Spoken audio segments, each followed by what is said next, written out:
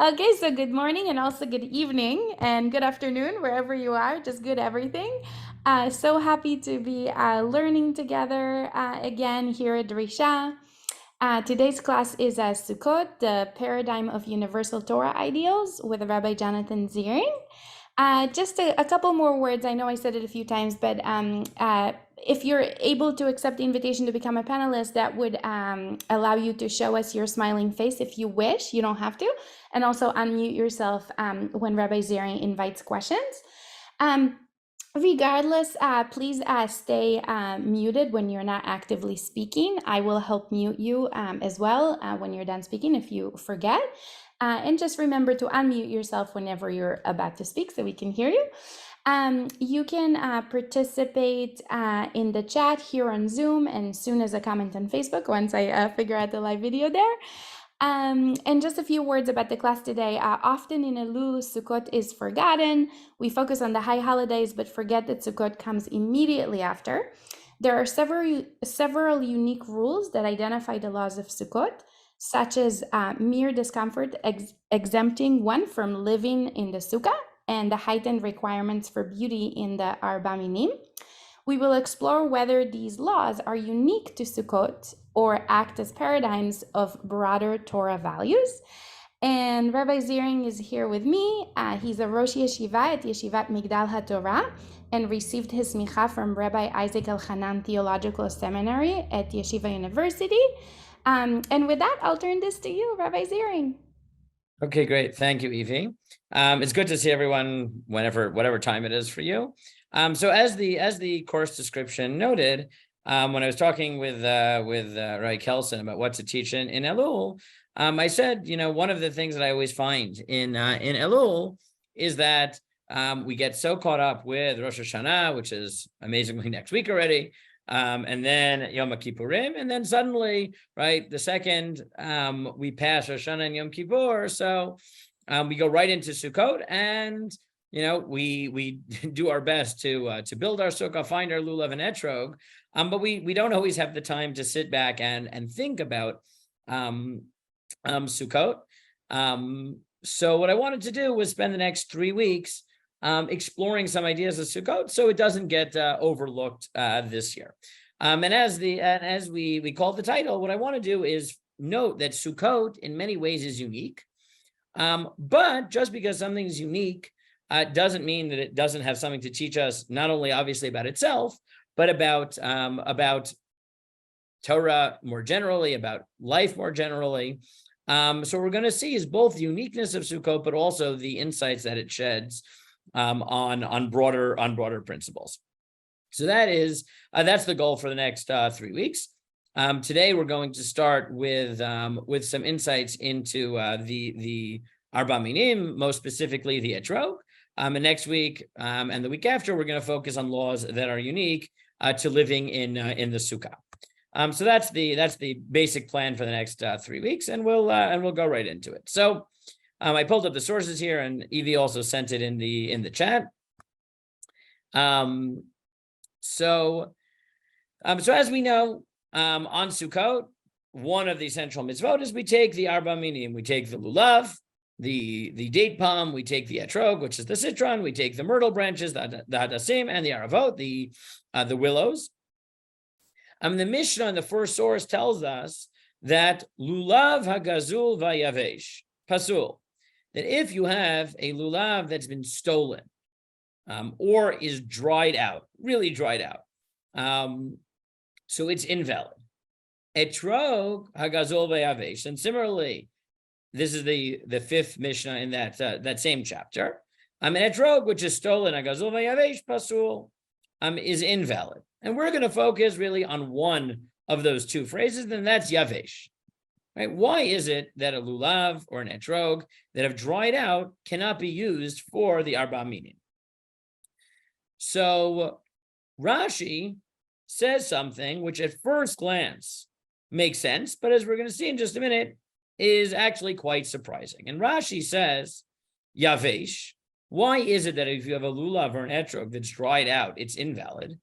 Dibi'inan mitzvah mehuderet, because you need a beautiful mitzvah. And if it's dried out, so it's not, right? You get a etrog. I'm sure we've all had the experience. You buy an etrog and you pick it up and it's moist and it's yellow and it smells beautiful and extremely strong. Even after you put it down, the smell is still on your hands. Right? The etrog really has a beauty to it. But that's only true while it's still fresh, right? I'm sure we've also had the experience of, at least I have, I don't know about everybody else, of accidentally, forgetting my etrog in the box and leaving it wherever I was storing it and finding it, I don't know, Hanukkah time or when I'm searching for chametz 6 months later, and it shrivels into this tiny little brown rock, and it's not beautiful. So he says the reason that you need a moist and not a dry, a fresh and not a dry etrog is because it needs to be beautiful. Dichtiv, as the pasuk says, ve'anveyu, and I will glorify him, meaning I will glorify God. That should be capitalized there, right? Him, as in God. So what is Rashi referring to? So Rashi is alluding to the Gemara in source 3, and this is Gemara in Shabbat, that introduces the principle known as hidur mitzvah, the mitzvah to make mitzvot beautiful. So the Braita says, Ditanya, ze eli ve'anveyu. The pasuk in the middle of Shirat Hayam, in the song that the Jews sang after the sea split, one of the phrases is ze eli, this is my God, ve'anveyu, and I will, it's very hard to translate ve'anveyu, I will glorify him. Other derivations in Chazal focus on the word nun vav he, meaning home. So I will create an abode for God. But here, the Gemara assumes that it means to glorify or to beautify. So the Gemara says, well, how do you make God beautiful? You can't make God beautiful. God is what he is. He does not change. So the Gemara says it's not about him. It's not making him beautiful. It's making yourself beautiful in front of God through mitzvot. Hitna'eh lifanav b'mitzvot. You should make yourself beautiful in front of God with the commandments, with how you perform the commandments. Aseh lifanav sukkah. So when you make the sukkah, it should be beautiful. Right? You should have nice walls, nice schach, nice decorations. You should have when you look in halacha, it's more than that. You should bring your good dishes into the sukkah, etc. V'lulavne, you should have a nice lulav, the Arba Minim in general, v'shofarna, and a beautiful shofar, tzitzitna, sefer Torah, and a beautiful tzitzit, a beautiful Torah scroll, v'katuv bo lishmo b'dyona, written beautifully with nice ink, b'kulmusna, b'lavlar uman, and it should be written with a good quill, with an expert scribe. And when you wrap the Sefer Torah, as we know, we wrap it in beautiful covers. And we'll come back to this. Abba Shaul introduces a second derivation from this verse. Abba Shaul omer ve'anvehu heved domelo. He makes a pun on the word va'anvehu, as Rashi notes there. I didn't put it here, but he says the pun is, you could read va'anvehu as va'ani vihu, and me and him, or as the Meiri has, anihu, I am him, I am like him. I'm not really sure how you want to render it, how heretically you want to render that, but I am like God. Heve domelo, be like God. Mahu chanun v'rachum, just as God is compassionate and merciful. Af atah hayeh chanun v'rachum. You should also be compassionate and merciful. So Rashi here seems to say, if we summarize his argument, that the reason you are supposed to have a nice, fresh lulav and etrog, and not a dried out set of Arba Minim, is because of the general mitzvah to perform all mitzvot in the most beautiful way. Right? This is part of a general principle that all mitzvot should be done in the maximal way, in the most beautiful way, with the most effort, etc. I'll read one more source, and then we will start thinking about the problem that is presented here. So Tosfot cites this, right? And he says, Mishum di'ikas lulav le'etrog dichdiv behadar.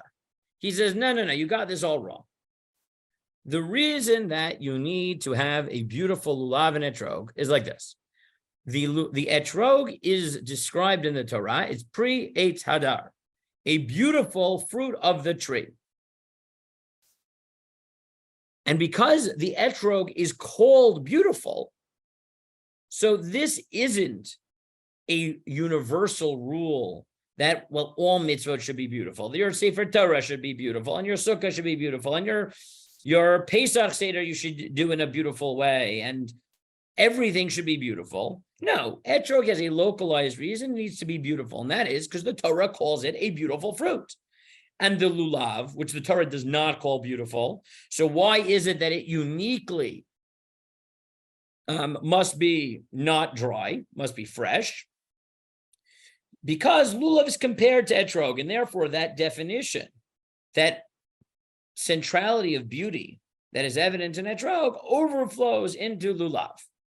And then he says, and Rashi is wrong, v'lo kemo sheperish hakuntris, and not as Rashi, right? Rashi is called the kuntris in the Balei Tosot because Rashi originally published his works, not as we have it on the side of the Gemara, but in little pamphlets, and which is a kuntris in Hebrew. So not like Rashi said, Mishum dechtiv ze livanveyu, de'ein v'anveyu ela lechatchila. He says, how could it be the reason you need a fresh etrog or a fresh lulav is because of the general obligation to have beautiful mitzvot? Obviously, it's nice to have a beautiful mitzvah. You're supposed to have a beautiful seder. You're supposed to have a beautiful menorah. You're supposed to have a beautiful take your pick. But if you don't, right, if instead of a beautiful menorah, you take a bunch of tea lights and you line them up in a row, it's fine. You fulfill the mitzvah. It's not the most beautiful, but you fulfill the mitzvah. Right? If you decide that you're going to do your whole seder on my English is going, chad pa'ami, on disposable, there we go, disposable dishes. Okay, I mean, we do that. Sometimes it makes our lives easier. It's not the most beautiful, but you're yotzei. But here, v'lo mifso b'hachi, but it doesn't make it invalid, like it says in the first perek of Sukkah. Says, so Tosfot turns to Rashi and he says, I don't understand. Yes, there is a mitzvah to make every mitzvah, there is a value to make every mitzvah beautiful. But in general, when we talk about making mitzvah beautiful, that is something you do. Ab initio, lechatchila, it's better. But if you don't, so you don't. It doesn't invalidate the mitzvah. It doesn't undermine the fulfillment of the mitzvah. So it can't be that that's what drives the obligation to have a moist and fresh lulav and etrog, because if you have a dry lulav, you have a dry etrog, you do not get anything. It's zero. It's no mitzvah. And where do we ever find that just because I didn't do the mitzvah in the most beautiful way, that it now counts for nothing? Right? If you're going to say something like that, that has to be because lulav and etrog are unique. Because etrog is defined by its beauty. Your menorah isn't defined by its beauty. It's defined by the fact that it's a candle or 8 candles. The Pesach Seder is defined by the fact that you have matzah and that you have maror and you have the 4 cups of wine and etc. It's not defined by the fact you have nice dishes. I mean, that's great, but it's not defined by its beauty. It's not defined by the aesthetic qualities. That's additional. That's beautiful, but it's not essential. But etrog uniquely is defined as a beautiful fruit. So if it's not beautiful, not only is it just like second rate, it is not an etrog, or at least it's not an etrog with which you can fulfill the mitzvah. So Tosfot says, I don't understand, right? What is Rashi talking about? And his proof is source 5. His proof is source 5 that the Gemara in the first chapter of Sukkah says, Kiman az lahaditanya. There is a value to wrapping your lulav and the hadassim and the aravot together into one bundle, as I assume most of us do. Lulav mitzvah logdo. Lulav, there's a mitzvah to wrap it, to tie it. V'im lo agado. But if you didn't tie it kasher, it still remains valid. So the Gemara says, how could that be? Rabbi Yehuda.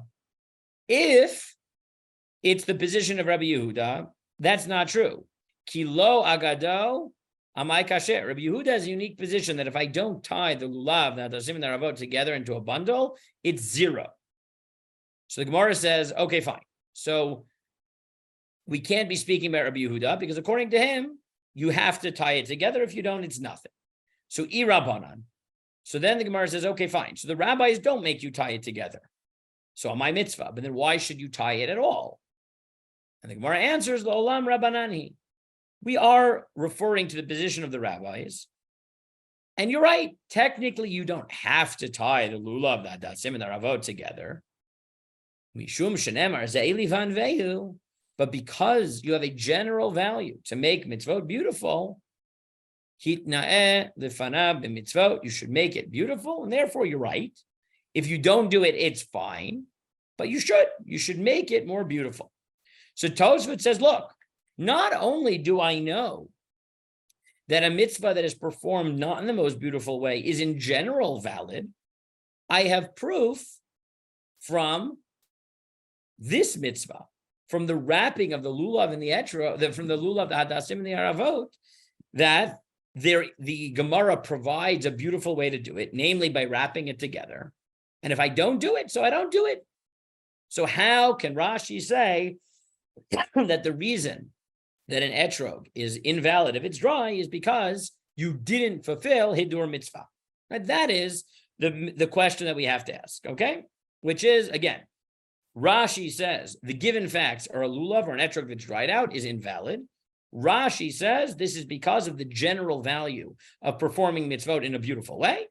And Tosfot says that can't be, because as wonderful as it is to make sure that a mitzvah is done beautifully, that can never invalidate a mitzvah if you fail to do that. The only way to say that you can invalidate and undermine a mitzvah if it lacks its aesthetic qualities is if the aesthetic qualities define it. An etrog is defined as a beautiful fruit, as a priyetz hadar, and therefore this is not a universal rule, it is a local rule. Okay, that is the fundamental dispute. But what I want to try to understand here is Rashi. That's what I want to understand. Tosfot I get. Tosfot I get. Tosfot said, listen, in the rest of your Jewish life, you should always do mitzvah beautifully. But if you don't, okay. But etrog is unique. It is called a beautiful fruit. So that I understand. We still have to explain, and we will, what it means that there's a unique element of beauty in the etrog. We have to explain that. But I don't get Rashi, right? Just like Tosfot, what does it mean? I don't understand. Rashi is also aware of the fact that normally if I don't have a beautiful menorah, so big deal. But why is it that the etrog, right, he can say it's invalid even though, not because of some local definitional rule, but because it, the general value, do mitzvah in a beautiful way. Okay, but that's not enough to make an etrog not an etrog. So what is Rashi doing? So before I move on and give you my suggestion and build a theory around it, I'll pause here. Thoughts, suggestions. What do you want? I'll open it to questions here, either by chat or by, or you can unmute yourself if you want.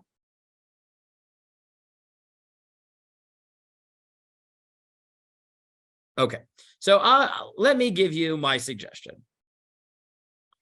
My suggestion generally is as follows. We've presented a binary here, right? Either there are universal rules, right? There are rules that permeate our entire Jewish life, like for Tosfot, the mitzvah to the value of having all your mitzvot beautiful, right? There are things that are they're general. And then there's a second category, right? Every mitzvah has its own special laws, right? Obviously, no one's going to say that, there's a mitzvah to have matzah on Seder night. And there's a mitzvah mitzvah derabanan, but still a rabbinic mitzvah to have a meal on Shabbat. And no one's going to say, maybe on Shabbat, you have to have 2 unleavened loaves because, well, we know that in other places you need to have unleavened bread on Pesach. Everyone understands that Pesach is unique. Matzah is unique. Matzah has its own definition. So there's universal rules, and then there's local laws. But many places in Torah, I think that there is a third category, right? There's a third type of law, or third type of value or principle, that it's not really local, but it's not global either. And that is a law that manifests itself in some way at all times, but then in certain years, in certain parts of the year, or at certain times, or certain instances, we obligate you to intensify those values so that, on the one hand, yes, there's something unique about what you're doing now, but it sheds light on what you're doing the rest of the year. So let me give a very simple example. Seder night, there's a mitzvah of Sipur Yetziat Mitzrayim, of telling the story of leaving Egypt. Teaching our children, we do it at the Seder, we do it with acting out, we do it with special foods that are part of the story. It's a very intense night. Every day of the year, there is a mitzvah of Zichirat Yetziat Mitzrayim, of remembering it. And that's why the third paragraph of Shema, in addition to discussing the mitzvah of tzitzit, the Gemara says is included, the Mishnah says it's included, because it talks about the Exodus. Now, it is true that there are many unique features to Seder night that do not apply the rest of the year. And many commentaries like emphasizing that. Like Seder night, we do it with Pesach, we do it with matzah. So there's an illustrative component, an acting out component. On Seder night, we do it in the form of question and answer. On Seder night, we do it with wine. On Seder night, we do it leaning. On Seder night, we are supposed to add and go into depth and expound and tell stories. Seder night is clearly a different and a more intense version of this.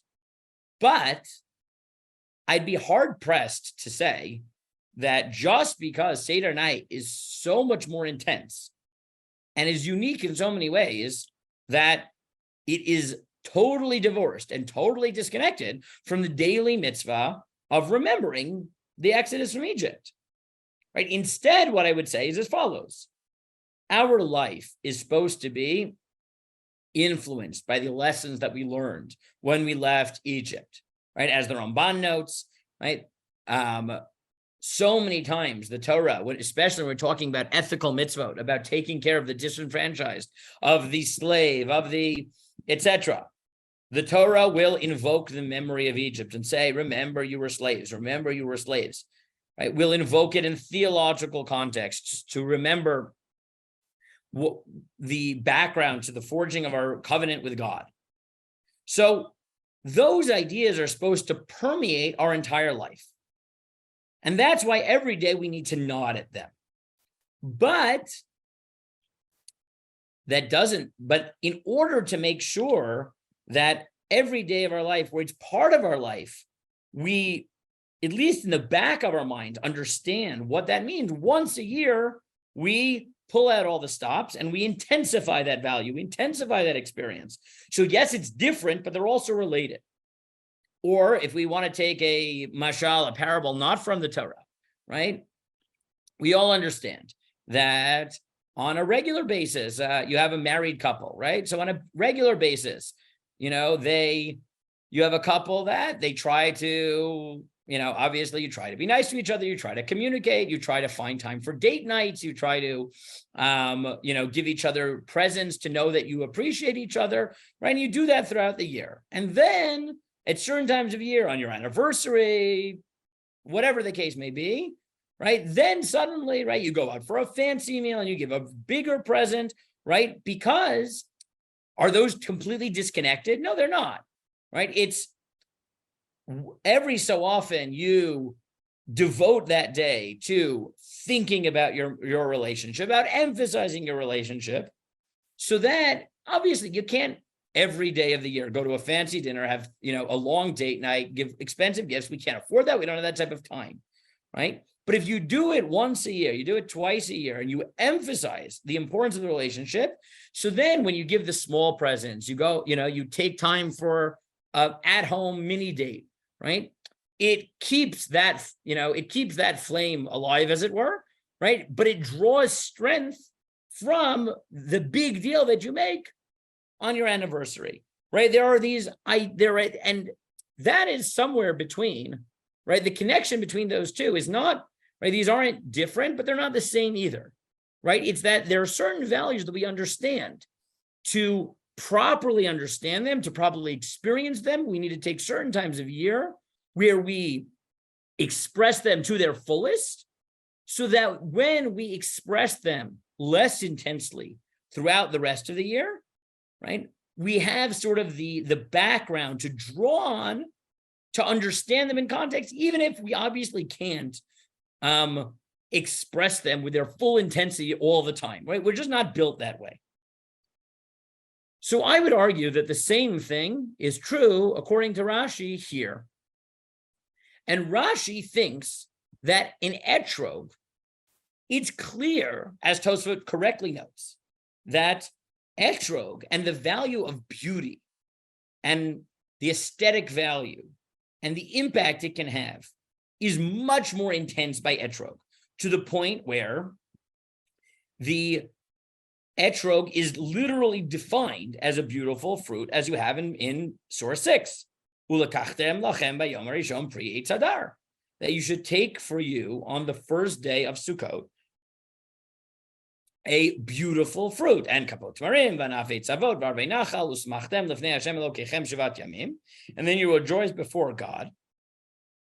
It's clear that the etrog is, for some reason, uniquely about beauty, about the value of aesthetics. But just like the intense effort you put into your anniversary, right, carries over and reminds you about right, helps you focus on the importance of your relationship throughout the year, even when you can't be as intensely involved. Taking one day a year, 1 week a year, when we celebrate beauty in mitzvot and the value of beauty, reminds us of its place everywhere else. And therefore, Rashi will tell you that even though etrog is unique, it actually is not distinct from the value of beautiful mitzvot in general. It's more similar to the anniversary and the at-home date, right? That this is when we go all out, but it's really just an intensification of the same value and the same appreciation of doing mitzvot beautifully and maximally the rest of the year. And you see in the Gemara just how much the Gemara embraced this idea of beauty. So if you see in number 7, the Gemara says, Tanu Rabbanan, pre-eitz hadar, the beautiful fruit. What makes it beautiful? Eitz shetam eitzo upirio shavet. It is a fruit where even in the bark, there's a certain citrusy taste. So, and many of the more philosophical and more homiletical sources love this idea, right? That there's something beautiful about integrity,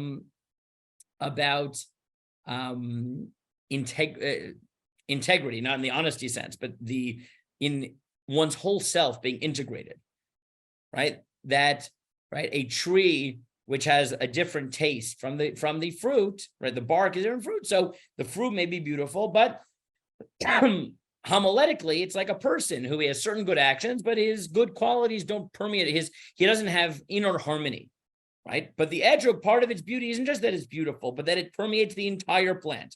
Haviomer is etrog. So the Gemara says, well, it's not only the etrog, ve'ema pilpulin. Peppers apparently do that also. Keditanya remain omer master shemer and tatem kol eitz, etc. I'll skip this about peppers. After the ellipsis, the Gemara says, Rebbe Omer al tikre hadar ela hadir.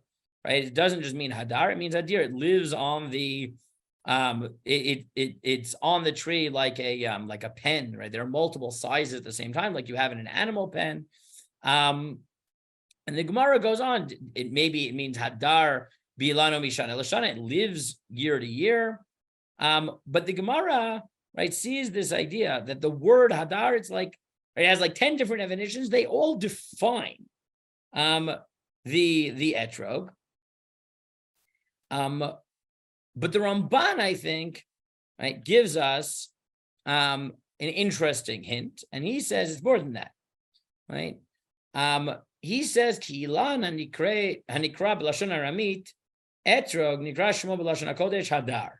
In Aramaic, it is in etrog. In Hebrew, it's hadar. Ki perush etrog chemda. And it says the meaning of etrog is desire. And he said, when did we have a tree that was desirous? In the Garden of Eden. The original fruit, and according to certain midrashim, that fruit wasn't etrog, it was desirous. So the Ramban says, you know where we know that there's a value to beauty? From Gan Eden, right? The first tree, right? The Edenic scene, literally, it was one where beauty was central. Where beauty was central. And etrog somehow captures that Edenic scene, right? That Edenic, that primordial beauty. Okay, that's very nice. So it's beautiful. But why is that valuable? So it's beautiful. So in Gan Eden, things were beautiful. I mean, that's wonderful. But why? Right? Why is that important? So here, I want to suggest a thesis from Rashi, but I think it's very powerful and it's very beautiful. And Rashi says, in a different context, in Yoma, he says the following. He says, we've already said there's a value to making mitzvot beautiful. But why do you make mitzvot beautiful? So a simplistic explanation of that would be because the object being beautiful is somehow brings honor to God, brings honor to the mitzvah, and the focus of Hidur mitzvah is therefore the object.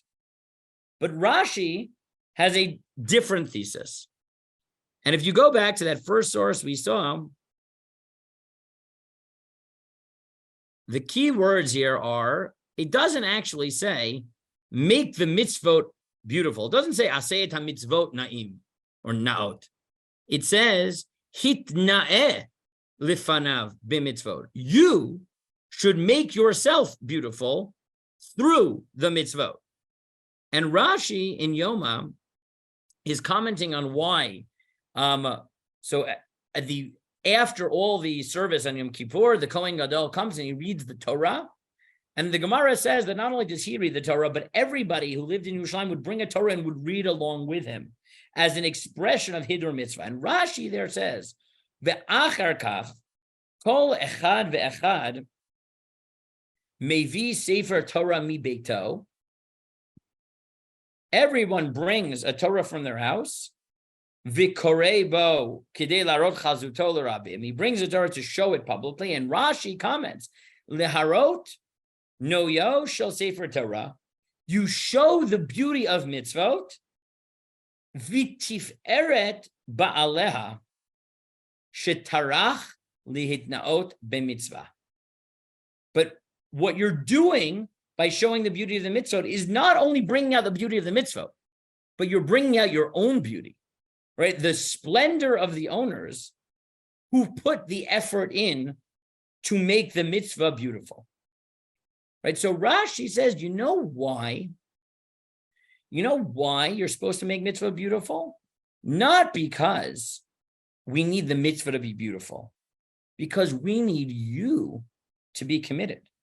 And when you put in the effort to bring a beautiful mitzvah, then you are beautiful, right? You are glorious. You, right? You shine, right? The object that you invested the effort in, right? So we know that it's less about what it looks like, right? Beauty is important, but beauty is also, right, not just objective, right? We all know that if your child brings you a painting, brings you something they colored because I love you, Ima, I love you, Abba, right? And they put in a lot of effort, right? Whether it's objectively beautiful or not, it is beautiful to you because it expresses the effort you put in. And for sure, if they successfully build something that's beautiful, right? They get older and they, I don't know, right? They learn carpentry and they build, right? They build something that is beautiful, but they also put in the effort, right? So the beauty of the object and the intentions and the love, right, synthesize, integrate, and create this transcendent beauty that is both aesthetically pleasing, but also points to a certain relationship, to a certain intimacy. And Rashi is arguing that is what Hidur Mitzvah is always about. It's about recognizing that when something is beautiful, when something is aesthetically pleasing, there's a power. There's a power there, right? As evidence that the Ramban notes from Gan Eden.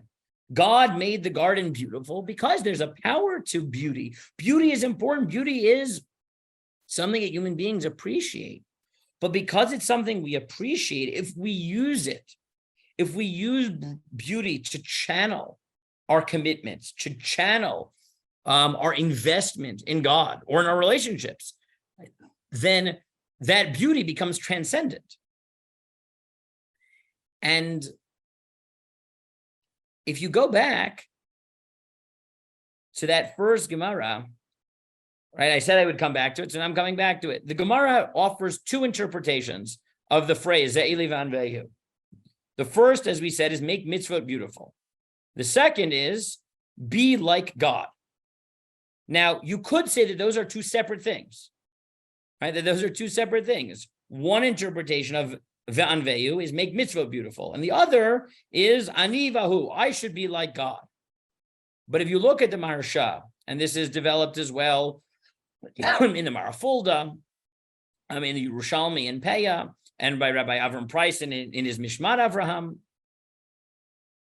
the Maharsha says, no, Abba Shaul is adding an element, right? The first explanation says, you should make mitzvot beautiful in front of God. The second one says, you should be like God. And he says, so you could say that these are different. That's his first interpretation, but I'll just focus on his last line. He says, V'lulei perusho nir'eh.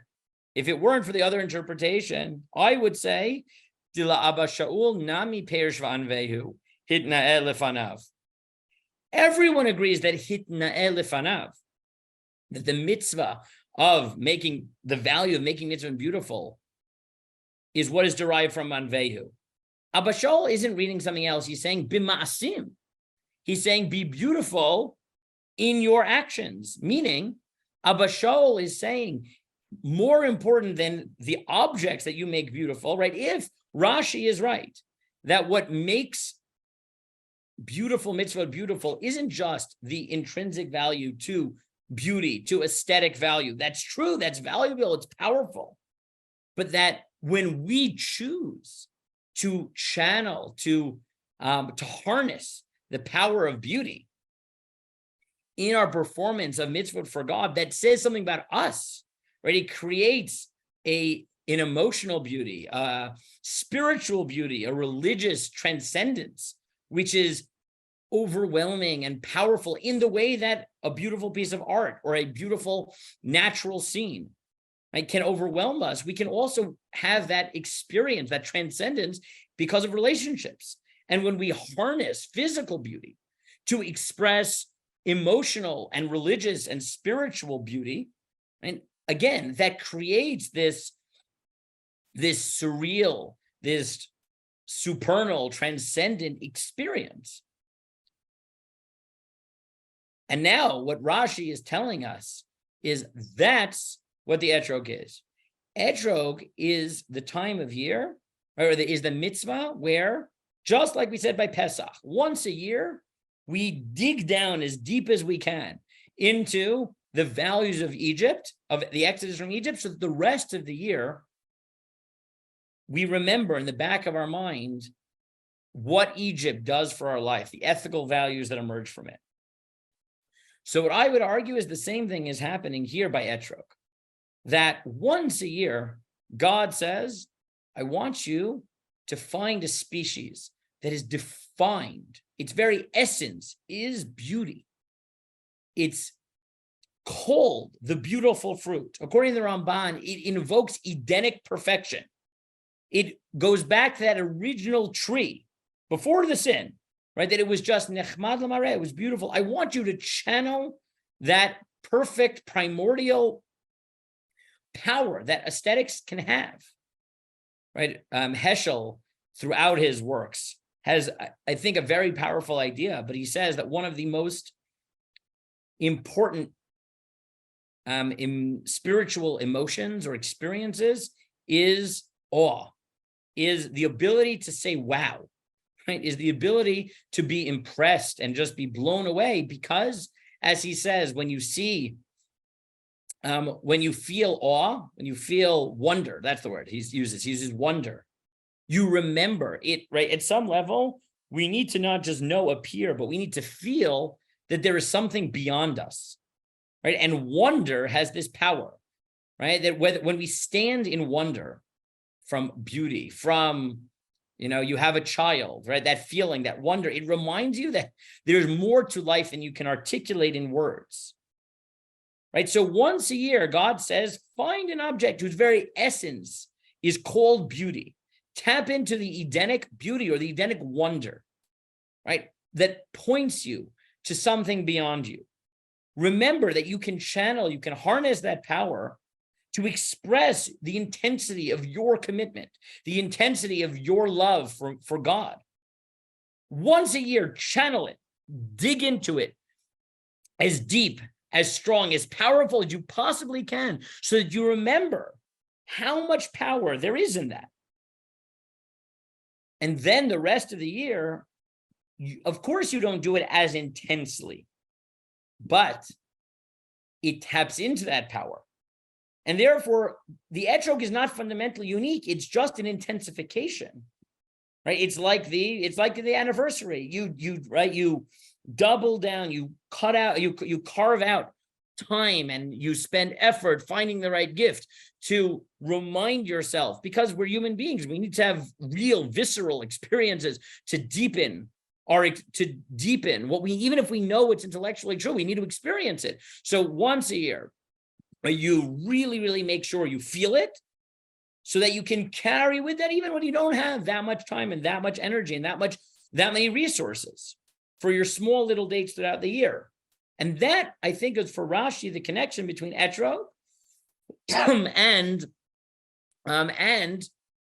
hidur mitzvah in general, is that they are related. It's just that etrog is the intensification. And that's why with etrog, if you don't have it, if it's not beautiful, so then it's completely invalid, because on that day when you're supposed to be intense, right? You're right. So, I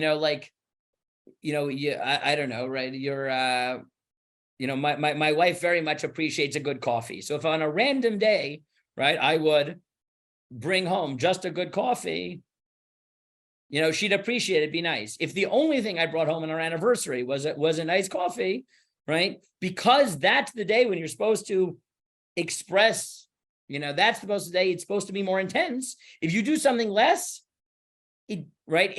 because of the eye expectations, is nothing. So in the etrog, which is defined as beautiful, there, if you miss the extra, it's nothing, right? But that's because we're trying to set up a reality that one that carries with us throughout the year. And I think, right, that at some level, right, as I said, right, beauty, right, even in English, right, beauty has this range of meanings, right? There's aesthetic beauty, but we call things beautiful when they're, beautiful emotional moments, right? We're at a wedding, right? No matter how fancy it is, if we see that the couple's in love, we call it beautiful, right? It captures a range of experience, a range of phenomena. And I think that the etrog, as we already saw, Hiddur mitzvah does that also. It blurs the line between aesthetic beauty and religious fervor, or religious commitment, which is also beautiful in its own way, right? You get a beautiful etrog to express the purity of your love for God, right? And those beauties integrate. I think that's part of why we have all this symbolism wrapped up in the etrog, because we're going for as many levels of beauty as we can, right? We've talked about the aesthetic beauty, right? And the value that it has, and the power of wonder. We've talked about the beauty of having commitment and love for God. But there's the very famous drasha, very well-known drasha, that the 4 minim represent different types of Jews. And therefore, taking the 4 minim represents unity. And we all know that when everyone's all together, right? When everyone's been fighting and suddenly everyone gets together, we also, in English, we'll call that beautiful, right? It was a beautiful moment, right? We were all fighting and then somehow we managed to get together. That's also a type of beauty, right? And I gave you just as an example, the dot zaken. I'll read this in English because we're running a little bit short on time, but we're actually doing pretty well. The 4 species of fruit which we use on this festival differ in basic attributes. The etrog, which has a taste as well as a pleasant fragrance, symbolizes the righteous people of both Torah learning and good deeds. The tree from which the lulav grows has taste, namely the dates, but does not provide fragrance. It symbolizes the average Jew who has mitzvot, and does not have the fragrance of Torah. The hadas has no taste, but provides a pleasant fragrance. It symbolizes the person who has Torah knowledge, but not mitzvot. The arava comes from a tree that neither provides fruit nor fragrance. It symbolizes the amaretz, the ignoramus, who is neither Torah nor mitzvot. We bind all these 4 plants together to hint that the Almighty does not look upon us with favor until we've become one cohesive group. The prophet Amos alludes to this concept when he wrote, "Who built his chamber in heaven and founded his vault on earth? Who summons the waters of the sea and pours them over the land?" The Midrash comments, when did God do this? When we formed a united union. It seems to me that this is why in Rosh Hashanah, we say that we all form a single band, a different explanation. The lulav symbolizes the human backbone. The myrtle branch is a symbol of the eye, whereas the willow branch is the symbol of the lip. The citron, the etrog, symbolizes the heart, the most important parts of the human body, and they are equivalent to the whole body. This is what David said, all my bones will say, God, it was like you. So the dot zakenim suggests 2 interpretations. The etrog, or the Arba Minim, represent unity of all types of Jews. And they also represent a harmony, an internal harmony to the human being, right? That he brings, or she brings, to their service of God everything, their eyes and their lips, and their heart. And all these levels of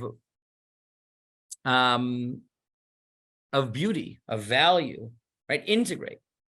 And I think, again, that makes sense with the Arba Minim, because if what we're trying to do is really express in the most intense way we can the value of beauty, the value of showing commitment by putting an effort to make things beautiful, then that effort can't just express itself at the mere level of aesthetics. Aesthetics is important too, but it has to represent itself with the beauty of unity, with the beauty of integration, of inner harmony. And by doing that, right, we really celebrate Sukkot, right? We celebrate on Sukkot this Edenic moment, right? The power that can be in that type of human beauty, of emotional beauty, of physical beauty. But we remember that it's not only on Sukkot. On Sukkot, we dig down into it, but only so that we can carry that type of value to the rest of the year. And I'll just throw out a few sources here. But as I already noted, right, it's not, when I say Edenic, right, I don't mean that, right, I don't even mean that it's some level metaphorically, right? We're also pointing to the ability to go back to Gan Eden. Right, and I gave you here, right, if you remember, one of the interpretations of the etrog was that what makes it beautiful is that integration, that the etrog tastes the same as the bark, right? That there's this internal unity which creates a beauty. So according to the Midrash, and Rashi quotes it here, whatever the original fruit was in Gan Eden, whether it was etrog or something else, that was what it was supposed to be. Right, all fruits were supposed to be sheitama eitz kitam pri. He notes, according to Chazal, that was the ultimate goal, that the whole world should have that type of beauty. It didn't happen, but that was the ultimate goal, right there. That simple harmony was what life was supposed to be. We failed, we sinned, but we try to get it back.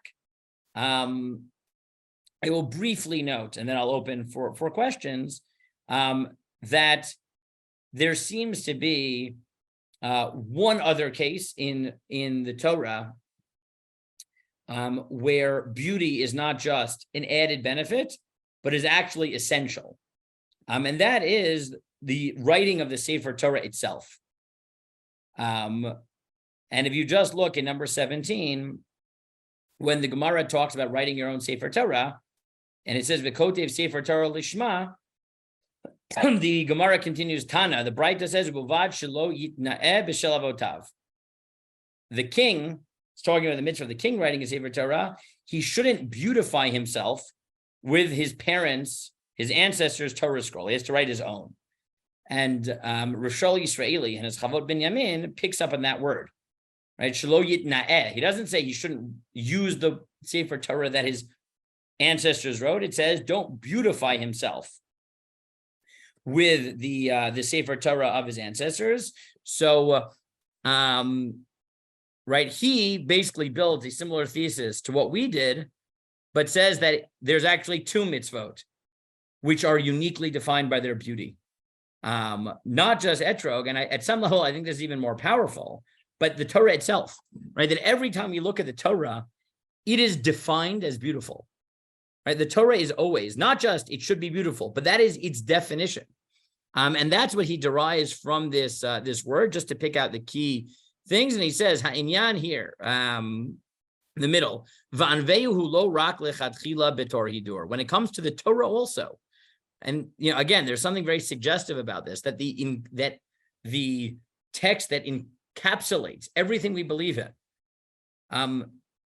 it's not just better that it should be beautiful. It is beautiful, right? We look at the Torah, we say it has every type of beauty, aesthetic beauty and spiritual beauty and emotional beauty, and all the beauties are wrapped up in that object. Bitor hidur ela shidur nichlal bi'ikar mitzvah. By Torah also, it is part of the mitzvah. Val kein harezet li'ikuva mamash, and therefore it is. It will, if you don't make it beautiful, it will prevent you from filling the mitzvah. Kimo shemufurash hadavar l'Rashi belulav hayavesh l'dat Rabbanan. Exactly as Rashi said, by lulav, that if it's dry, it's not beautiful, but by etrog and lulav, that is disqualifying. And again, he says, he points to that same Gemara that we did in Yoma, that the reason is because what you're doing by choosing a beautiful etrog or Sefer Torah isn't just choosing a beautiful object.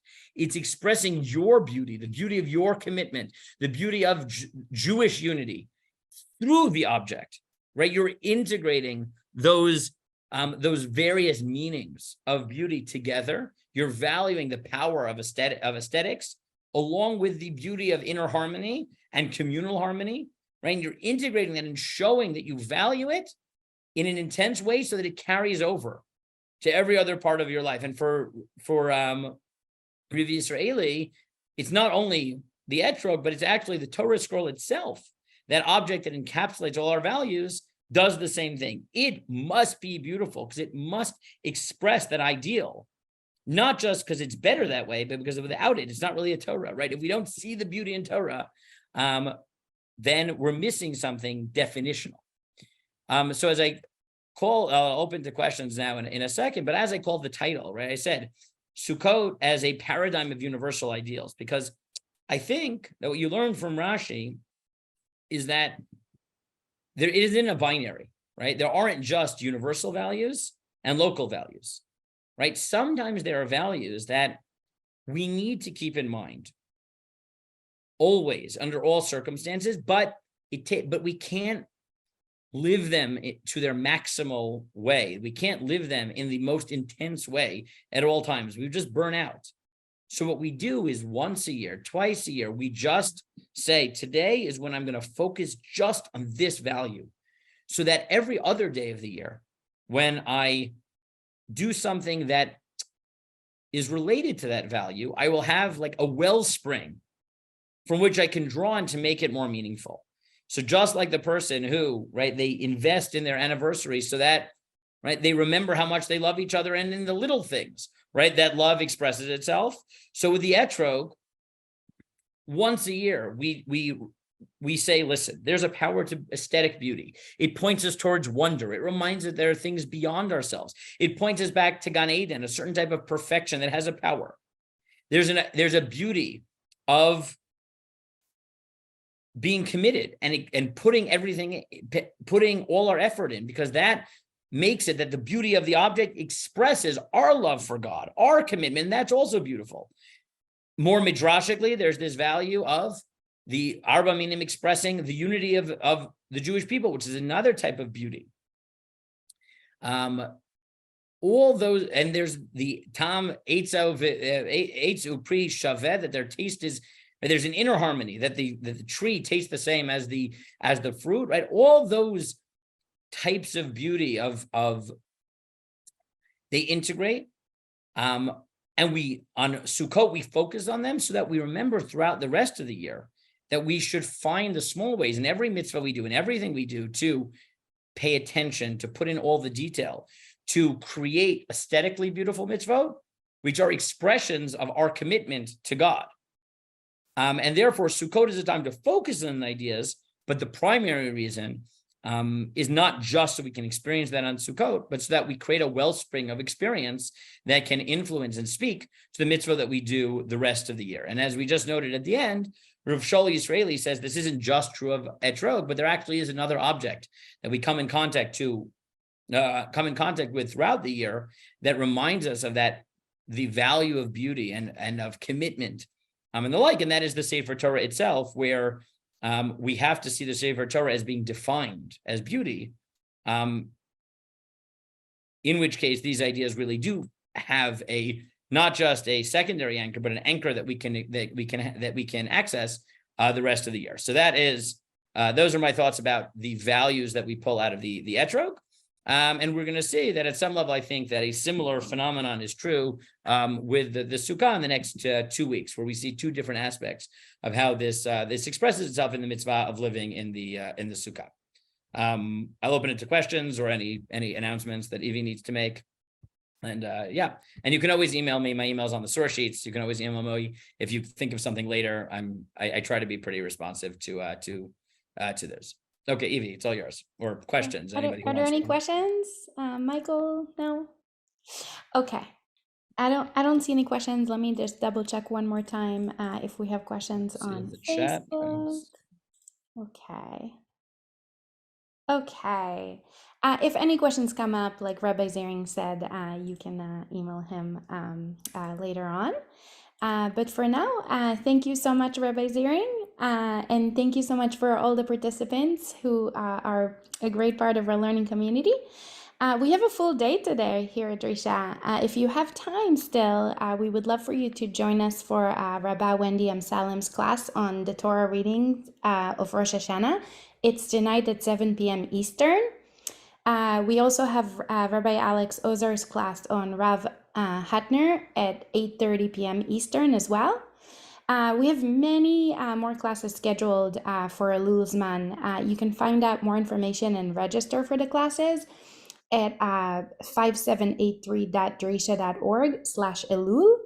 And yes, we would love to see you again. Thank you again, Rabbi Ziring, and I'm looking forward to seeing you next time.